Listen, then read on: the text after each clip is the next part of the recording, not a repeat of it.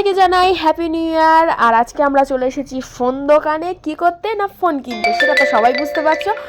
আর আমার এটা হচ্ছে 1 জানুয়ারি, মানে মাসের 1 তারিখ, মানে জানুয়ারি মাসের 1 তারিখে আমি ফোন কিনতে এসেছি। আমার খুব ইচ্ছা নতুন বছরের নতুন ফোন, খুব মজা হচ্ছে সেই জন্য।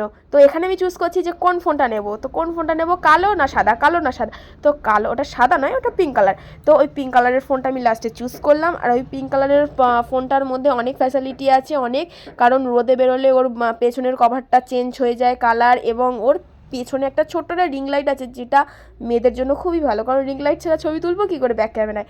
তো সেইটাকে আমরা ওই ফোনটাকেই আমরা নিলাম, নিয়ে ওটাকে কাটার পরে বার করলো যে এরকম এরকম ফোনটা।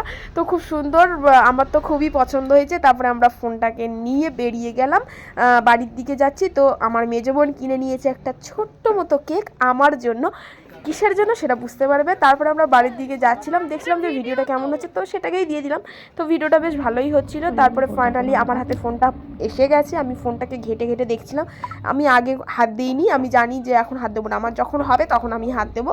তো আমার ফোনটা খুবই ভালো লেগেছে, এটা Vivo Y200। তারপর আমরা কেকটাকে বার করে নিয়েছি, আর কেকের ওপরে লেখা দিদি।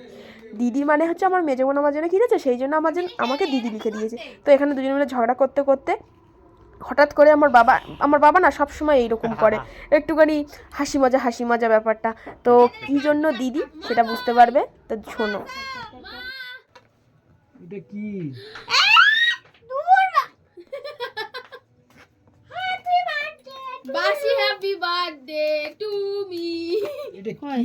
সবাই বুঝতে পারলে আমার বার্থডে।